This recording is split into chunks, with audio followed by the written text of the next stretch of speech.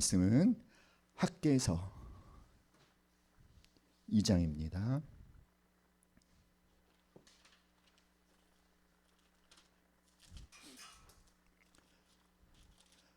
학개서 2장 23절. 구약성경 1312페이지 학개서 2장 23절 함께 읽겠습니다. 시작. 만군의 여호와가 말하노라. 스알데엘의 아들 내 종 수룹바벨아, 여호와가 말하노라. 그날에 내가 너를 세우고 너를 인장으로 삼으리니 이는 내가 너를 택하였음이니라. 만군의 여호와의 말이니라 하시니라. 아멘. 그날에 내가 너를 세우고 너를 인장으로 삼으리니 이는 내가 너를 택하였음이니라. 우리 함께 말해볼까요? 내 인장으로 삼으리라. 아멘. 우리 옆 사람에게 당신은 하나님의 인장입니다 라고 축복하겠습니다. 당신은 하나님의 인장입니다. 우리가 살면서 한 번쯤은 자기 자신이 아주 작게 보이거나 또는 자신이 하고 있는 일이 굉장히 보잘것없게 느껴지는 그런 일들을 경험해 본 적이 있을 것입니다. 특별히 내가 열정을 다해서 무엇인가를 열심히 했는데 그 결과가 내 기대에 못 미칠 때, 내가 결국 이것을 하려고 그렇게 애를 썼는가라는 생각이 들면서 무력감이 우리를 사로잡죠. 열정을 다해 무언가를 열심히 읽어가는 과정에서 그런 마음이 찾아오면 정말 너무 힘들 것입니다.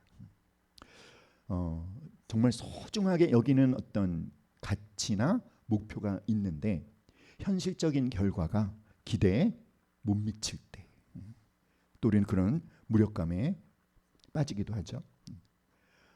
특별히 내 주변에 있는 사람들은 뭔가 굉장히 이렇게 잘 나가고 있는 것처럼 보이는데 나는 그렇지 않은 것처럼 느껴질 때 우리는 또 무력감에 사로잡힙니다.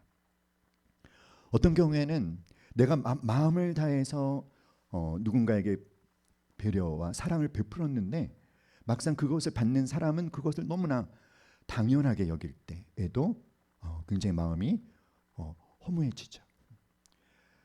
특히 우리가 이제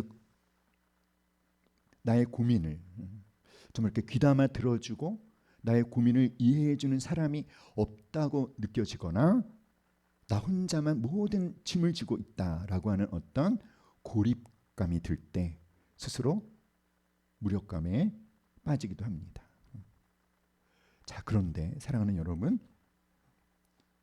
하나님은 그런 우리의 마음을, 나의 마음을 다 알고 계신다는 것, 그것을 우리가 오늘 이 학개서 2장 말씀을 통해서 알게 됩니다. 우리는 지난 2월 셋째 주 금요 기도회 때 학개서 1장의 말씀을 들었습니다. 기억나시죠? 이스라엘 백성들이 포로 생활에서 돌아온 지 16년이 지났지만 아직은 때가 되지 않았다라는 핑계를 대면서 성전을 그냥 폐허로 방치하고 있을 때 하나님의 말씀이 학개 선지자에게 임했습니다. 너희들이 성전을 황폐한 채 놔두고 판벽한 집에 거주하는 것이 옳으냐? 하나님이 이스라엘 백성들을 책망하셨죠. 백성들은 하나님의 말씀에 귀를 기울였고 회개해서 그들의 삶의 우선순위를 바꿨습니다. 그리고 하나님의 성전을 재건하라는 하나님의 말씀에 순종하기로 결단하고 아주 실제적인 행동을 하기 시작합니다. 그래서 하나님이 그걸 기뻐하시고 그것으로 영광을 얻으시고 나의 임재를 허락해 주시겠다라고 말씀을 해주셨죠. 16년 동안이나 멈춰 있었던 성전 재건 공사가 학개 선지자에게 하나님의 말씀이 임한 지 단지 며칠 만에 23일 만에 다시 시작되었어요. 무려 16년 동안 멈춰 있었던 일이 단지 23일 만에 시작되는 놀라운 모습을 우리가 목격했습니다. 자, 그런데 성전 재건을 시작한 지 한 달도 흐르지 않았을 때, 한 달도 거의 되지 않았어요. 한 달 남짓 했던 시간에 그때 학개 선지자에게 하나님의 말씀이 또다시 임합니다.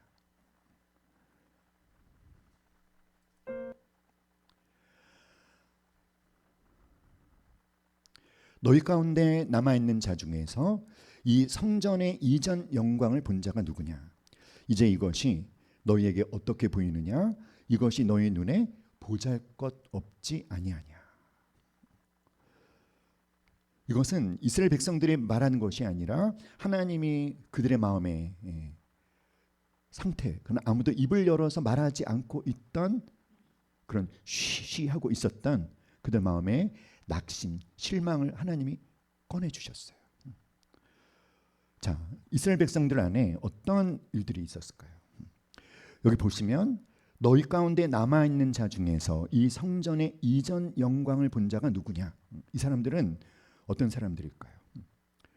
66년 전에 파괴되기 이전에 그 솔로몬 성전의 화려함을 기억하던 노인들.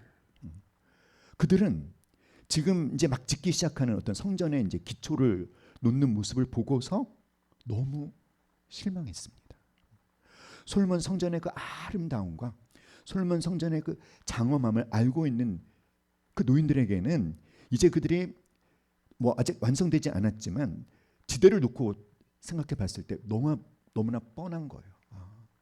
너무 보잘것없다. 그 지금 짓고 있는 성전이 솔로몬 성전의 영광을 알고 있는 사람들에게는 어떻게 보였다?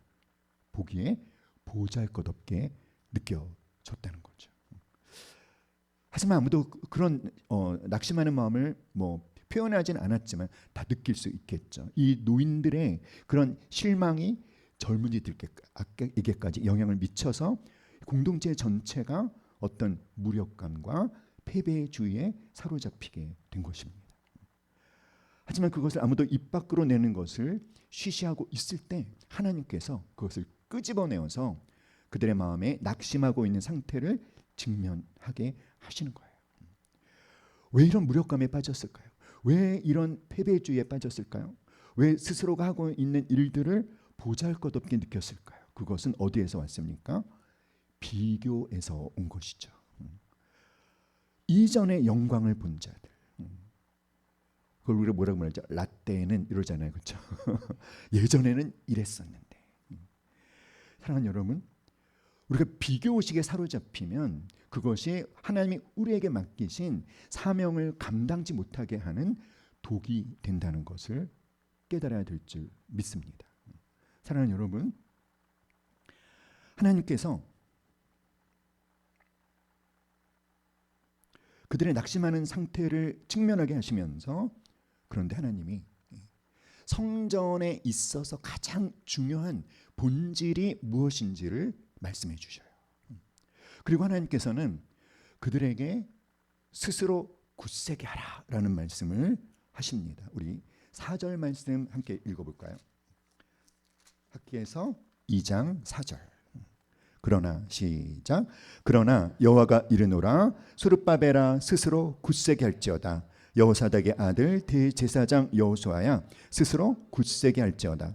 여호와의 말이니라. 이 땅 모든 백성아 스스로 굳세게 하여 일할지어다. 내가 너희와 함께하노라. 만군의 여호와의 말이니라. 스스로 굳세게 할지어다. 스스로 굳세게 할지어다. 스스로 굳세게 하여 일할지어다. 스스로 굳세게 하라는 말을 몇 번이나 반복하셨죠? 3번이나 반복하셨어요. 한 번은 수르바벨을 향해서, 또 한 번은 여호수아를 향해서, 그리고 이제는 남은 모든 백성을 향해서 3번이나 반복하셨다는 것은 여러분 3이라는 숫자는 어떤 숫자죠? 완전수입니다. 그만큼 하나님께서는 이 이스라엘 백성들이 성전 재건 공사를 하는 것에 어떻게 하기를, 스스로 굳세게 하기를 하나님이 너무나도 원하셔요.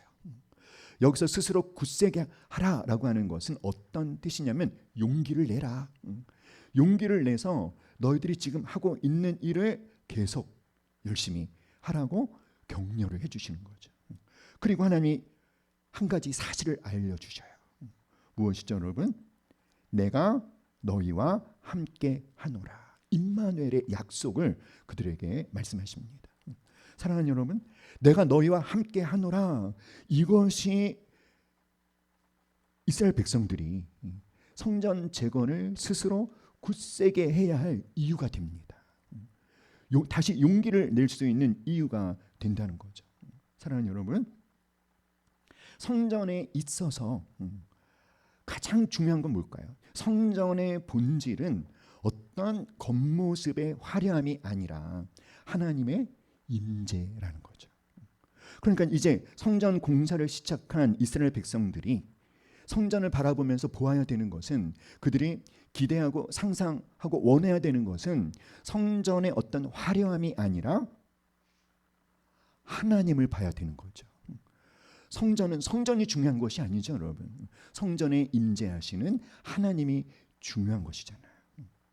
그런데 성전 재건을 시작한 그 솔로몬 성전의 화려함을 알고 있는 자들은 그저 성전의 화려함만 보려고 했지 성전의 본질을 놓쳤던 것이죠. 사랑하는 여러분, 성전에서 중요한 것은 성전이 아니라 성전에 임재하신 하나님입니다. 그러므로 백성들은 보잘것없는 건물이 아니라 그곳에 임하신 하나님께 시선을 고정해야 하는 것이죠. 유다 백성들은 16년 전에도 성전을 지으려다가 실패했어요. 그들은 우리는 능력이 없다, 우리는 힘이 없다, 우리는 안 된다 라는 패배주의가 사실은 그때부터 아주 깊이 뿌리를 내렸습니다. 자, 그런 그들에게 스스로 굳세게 하라라는 명령은 그냥 그들이 갖고 있는 어떤 의지를 다 짜내라라고 하시는 것이 아니라 얼마든지 스스로 굳세게 할 수 있는 그런 근거가 있다는 것이죠. 무엇입니까? 하나님이 함께 하신다는 거예요. 사랑하는 여러분, 교회도 마찬가지죠. 교회의 본질은 어떤 규모나 숫자에 있는 것이 아니라 과연 하나님께서 함께 하고 계시는가, 하나님의 임재가 있는가, 이것이 중요한 것입니다. 하나님께서 중요하게 여기시는 것은 겉모습의 화려함이 아니라 무엇이다? 하나님의 임재입니다. 사랑하는 여러분, 지금 하나님이 우리와 함께 하고 계시나요? 아멘. 그것이 가장 중요한 것이죠. 자, 그러면서 하나님께서는 스스로를 보잘것없게 여기는 이 유다 백성들에게 한 가지 사실을 확인시켜줘요. 너희는 변함없는 나의 백성이라고 말씀을 해주십니다. 5절에 보시면 이렇게 말씀하시죠. 너희가 애굽에서 나올 때 내가 너희와 언약한 말과 나의 영이 계속하여 너희 가운데 머물러 있나니 너희는 두려워하지 말지어다. 우리 다시 한번 다 같이 한번 읽어볼까요? 시작. 너희가 애굽에서 나올 때 내가 너희와 언약한 말과 나의 영이 계속하여 너희 가운데 머물러 있나니 너희는 두려워하지 말지어다. 너희가 애굽에서 나올 때 내가 너희와 언약한 말과 나의 영이 계속하여 너희 가운데 머물러 있나니 너희는 두려워하지 말지어다. 이스라엘 백성들이 출애굽할 때 하나님께서 그들에게 말씀해 주신 것, 그들에게 약속하신 말은 무엇일까요? 그 말씀들은 출애굽기 6장 7절, 출애굽기 19장 5절 6절, 출애굽기 29장 45절 46절에 나오는데, 하나님이 그들에게 약속하신 말씀은, 그들에게 선포해 주신 말씀은 바로 이것입니다. 내가 너희를 나의 백성으로 삼고 나는 너희의 하나님이 되어주겠다. 이스라엘 백성들이 출애굽할 때 하나님이 이스라엘 백성들에게 주신 이 말씀이 어떻다? 아직도 유효하다는 것입니다. 비록 너희들이 바벨론의 포로로 끌려갔고 지금은 또 페르시아의 어떤 통치를 받고 있고 포로로 돌아왔지만 사실 그들의 삶의 환경은 참 열악한 것이죠.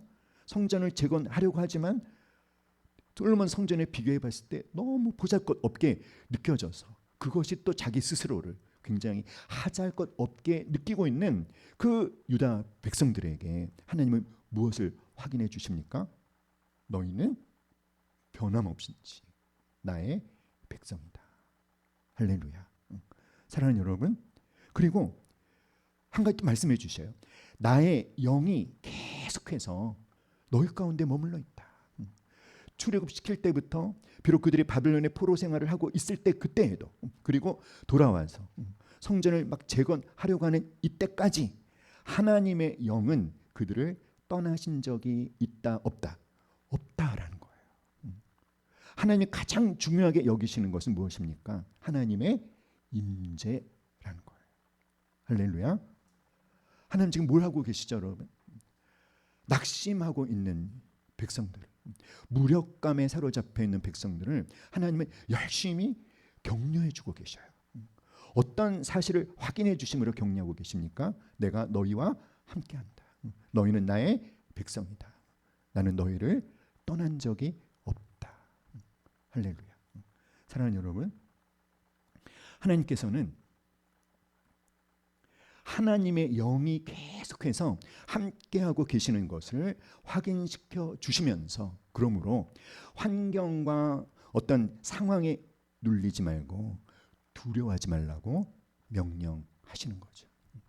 혹시 여러분이 지금 어떤 사건, 어떤 환경, 어떤 상황에 눌려서 두려워하고 있다면 확인하셔야 돼요. 여전히 하나님이 나와 함께하고 계시는가? 하나님은 여전히 나를 당신의 백성으로 여기고 계시는가? 성령님이 내 안에 임재해 계시는가? 그것이 틀림없다면 두려워하지 말라는 것입니다. 눌리지 말라는 것입니다. 용기를 내서 네가 가꾸어 나가고 있는 그 하나님과의 관계를 더 열심히 가꾸라고 명령하시는 거죠. 학개서 2장 6, 7절에서는요. 하나님께서 이제 하나님이 하실 일에 대해서 약속해 주시면서 가장 중요한 약속을 해 주시는데, 내가 이 성전의 영광이 충만하게 하겠다. 우리 이렇게 말해 볼 거예요. 내가, 시작. 내가 이 성전의 영광이 충만하게 하리라. 이 성전은 어떤 성전을 말할까요? 바로 이제 그들이 재건하기 시작한 수룹바벨 성전. 그런데 수룹바벨 성전이 나중에 이제 헤롯 성전으로, 그리고 예수님이 오시죠. 그리고 예수님이 십자가에서 죽임 당하시고 부활하시고 승천하셔서 이제 나의 죄를 회개하고 예수님을 나의 구세주와 주인으로 영접한 사람들에게 또 누가 임하십니까? 예수님이 임하시죠. 그러니까 오늘날의 성전은 누구죠? 납니다. 믿습니까, 여러분? 따라 내가 성전입니다. 우리 업사님한테 말합시다. 당신이 성전입니다. 근데 오늘 하나님이 뭐라고 약속해 주시는 거예요? 성전인 나, 성전인 나에게 하나님의 영광을 어떻게 해주시겠다? 충만하게 해주시겠다. 믿습니까, 여러분? 하나님이 계획하고 계신, 하나님이 저와 여러분을 향해서 계획하고 계신 것, 하나님이 하고자 하시는 일은 무엇입니까? 하나님의 영광으로 나를 충만하게 하시는 것. 믿습니까, 여러분? 사랑하는 여러분, 만군의 여호와가 이같이 말하노라. 조금 있으면, 이렇게 말하죠. 조금 있으면. 이것은 하나님의 시간표를 의미하는 거예요. 우리들의 눈에는 뭔가 어떤 가시적인 좋은 결과가 나타나는 것이 더디게 보일지라도, 그러나 하나님이 작정하신 때가 되면 하나님은 당신이 계획하신 일을 행하신다는 것입니다. 조금 있으면 이라는 것은 무엇입니까? 지금은 아직 그 하나님의 때가 되지 않았지만, 그런데 하나님은 당신의 시간표대로, 당신의 시간표, 당신이 정하신 때가 되면 하늘과 땅과 바다와 육지를 진동시키시고 모든 나라를 진동시키시고 보배를 허락하셔서 그 성전에 하나님의 영광이 충만하게 되게 하시는 일을 어떻게 하시겠다? 반드시 하시겠다라고 약속을 하시는 거죠. 히브리서 12장에 보면은 하나님의 나라를 표현할 때 어떻게 표현했냐면 진동하지 않는 나라 이렇게 표현을 해요. 그러니까 나라에는 두 가지 나라가 있는 거죠. 진동하는 나라가 있는가 하면 진동하지 않는 나라가 있는 거죠. 자, 이 진동 하나님께서 이렇게 말씀하십니다. 하늘과 땅과 바다와 육지를 뭐 하실 것이다? 진동시킬 것이다. 모든 나라를 진동시킬 것이다. 이 말씀이 무슨 뜻일까요, 여러분?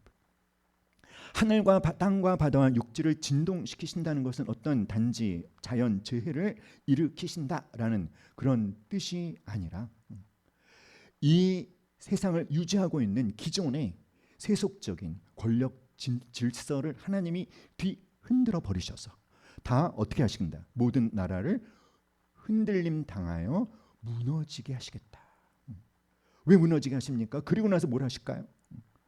모든 나라의 보배가 이르리니, 이 모든 나라의 보배가 이르니를 두 가지로 해석을 하는데, 예루살렘 성전을 건축하는데 이방의 모든 물질이 다 들어오게 하시겠다라고 해석도 하지만, 그러나 보다 더 궁극적인 해석은 모든 열방이 간절히 원하는 보배, 누구실까요?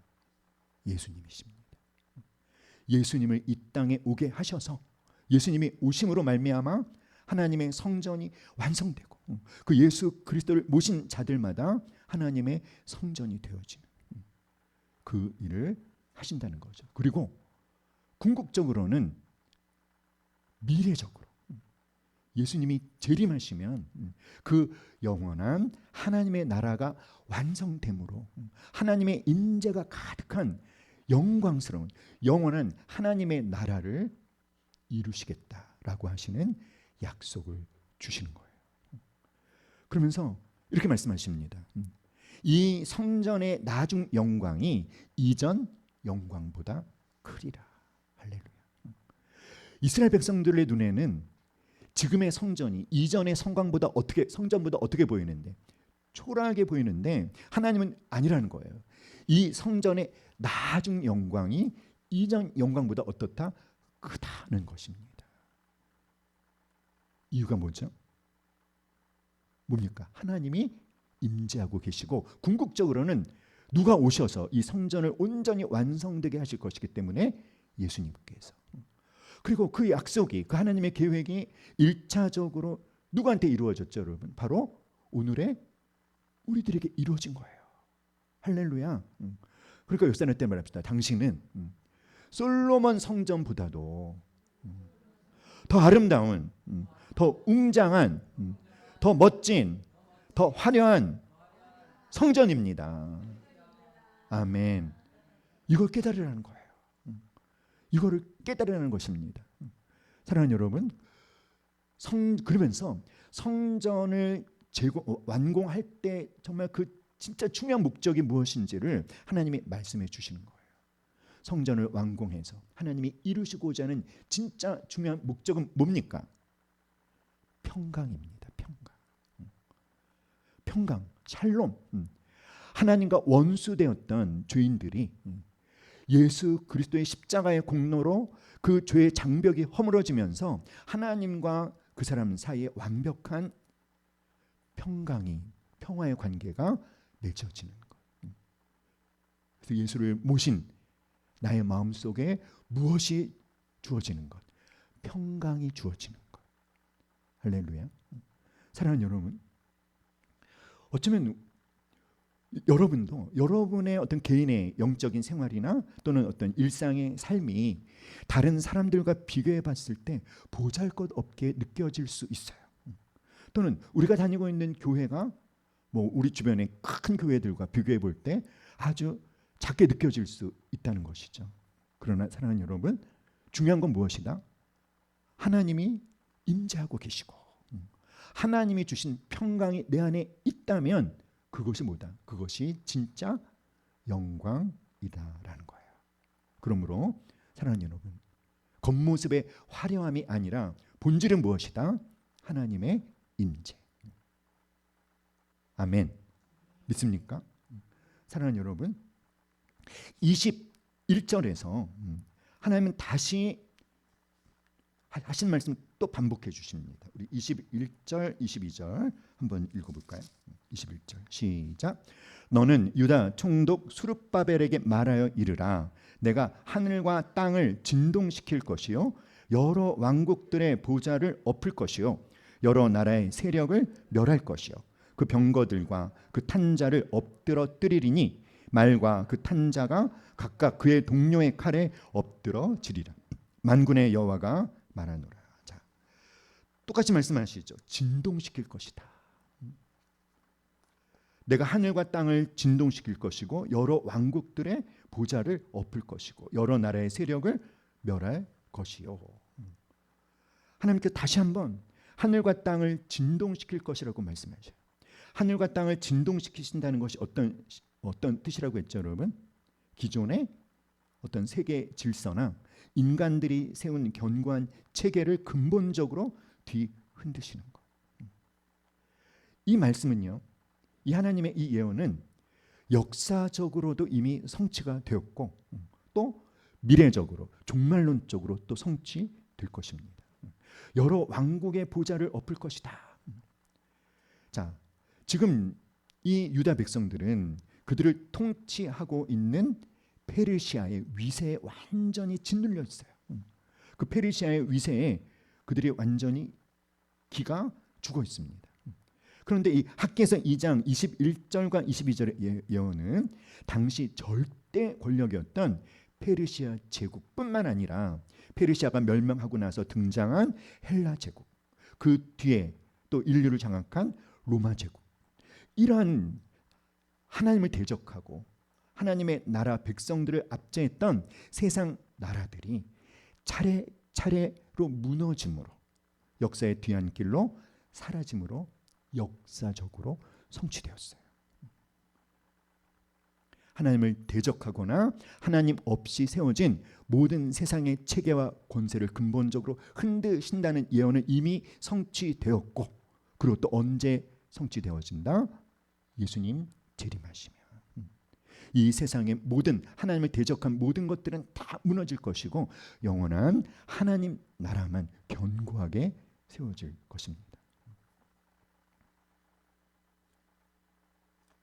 그러므로 우리 스스로에게 말합시다. 세상에 거대함에 위축되지 말자. 사랑하는 여러분, 그 당시 유다 백성들에게 페르시아 제국은 그들이 넘을 수 없는 어떤 마음을 낼 수 없는 아주 커다란 벽이었어요. 그런데 우리들에게도 그런 세상이 있지 않습니까? 세상의 거대함이 있지 않습니까? 물질, 권력, 특별히 어떤 질병, 사고, 이러한 이름의 거대한 병거가 우리를 위협합니다. 하지만 22절은 분명히 말합니다. 하나님께서 한번 흔드시면 그 모든 위세는 모래성처럼 무너진다. 그러므로 우리가 두려워야 할 대상은 세상의 병거가 아니라 모든 역사를 주관하고 계시는 하나님이심을 하나님께서는 선포해 주셨어요. 사랑하는 여러분, 흔들리는 세상 속에서 우리는 흔들리지 않는 영원한 하나님 나라의 백성이라는 그 정체성을 잃어버리지 말아야 될 줄 믿습니다. 결국 궁극적으로 승리케 하시는 분은 하나님이시다. 말과 그 탄자가 각각 그의 동료의 칼에 엎드러지리라.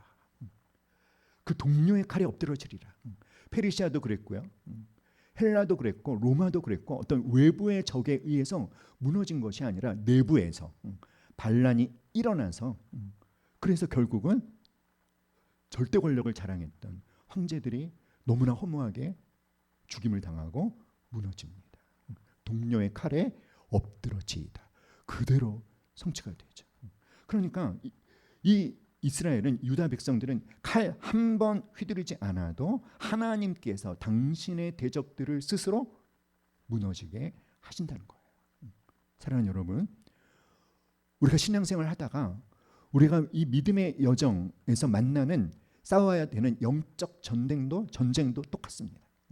우리가 해야 되는 것은 무엇입니까? 내가 직접 싸우려고 하는 것이 아니라 하나님께서 싸워주시도록. 어떻게 하면 승리를 주시는 하나님을 경험할 수 있을까요? 아주 간단해요. 그것은 뭐냐면 우리가 주님 편에 서기로 결단하는 것입니다. 하나님과 한 편이 되기로. 그러면 내가 싸우는 것이 아니라 누가 나서서 우리의 대적들을 상대해 주신다? 하나님께서.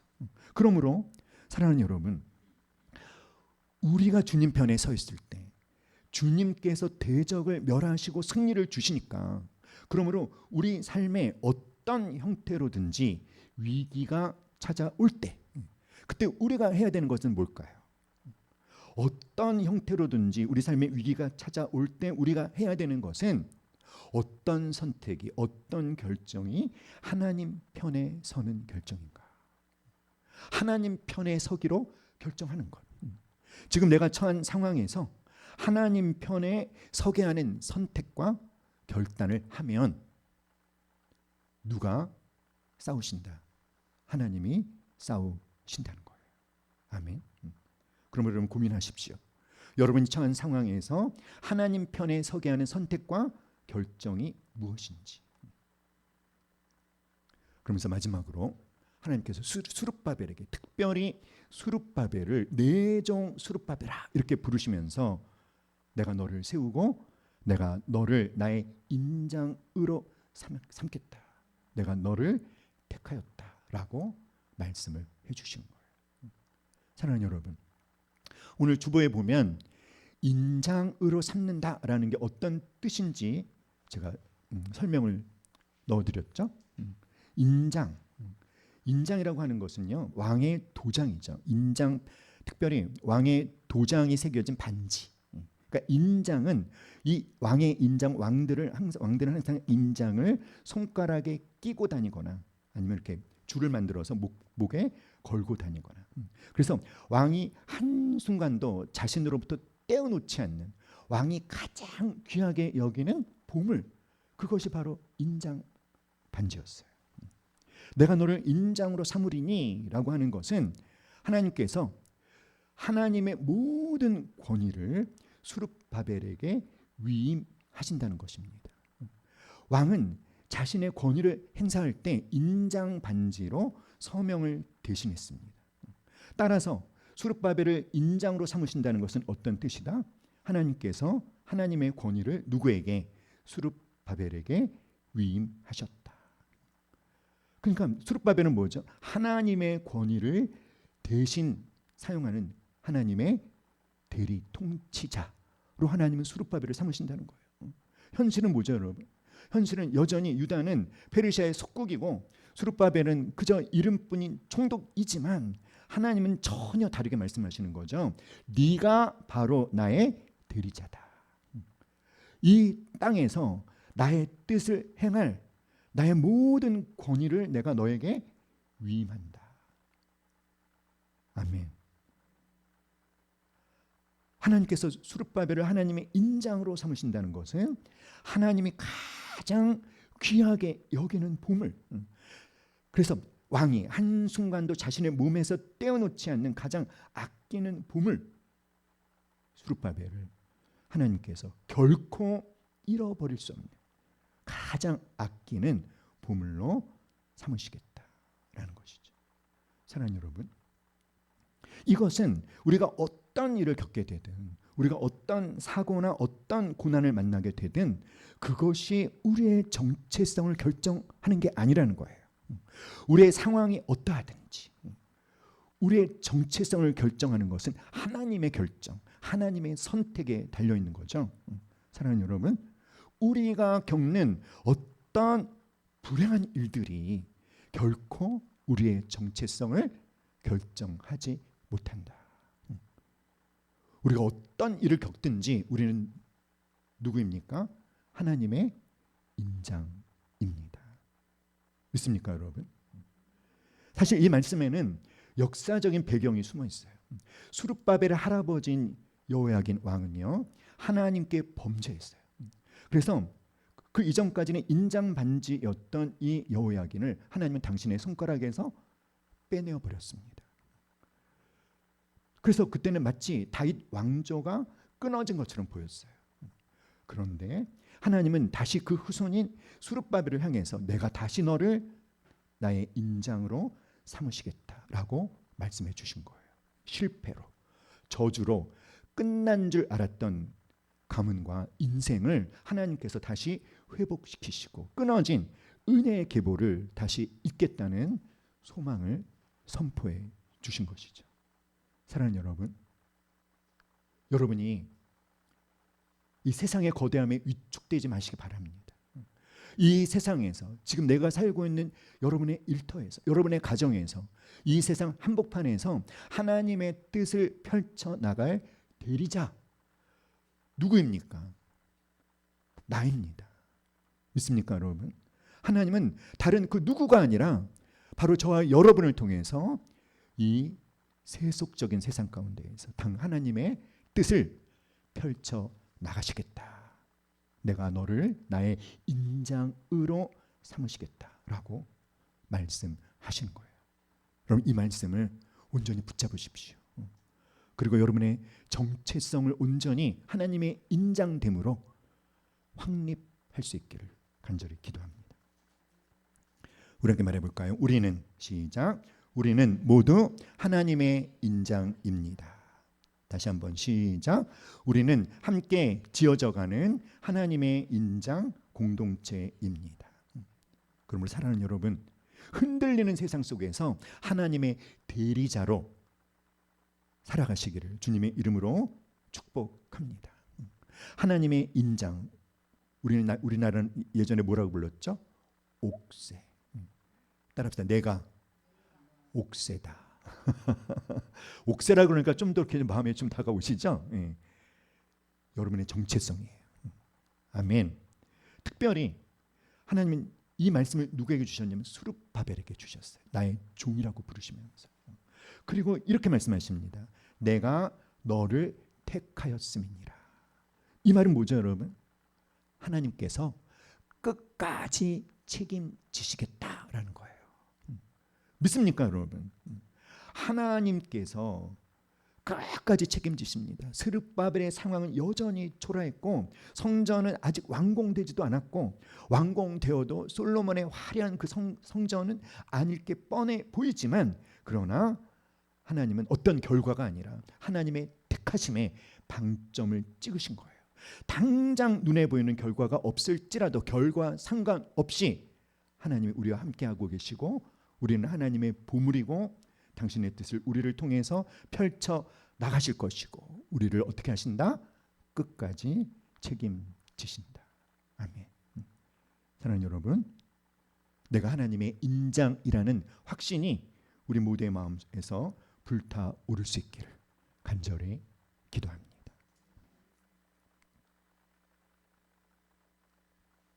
함께 찬양하겠습니다.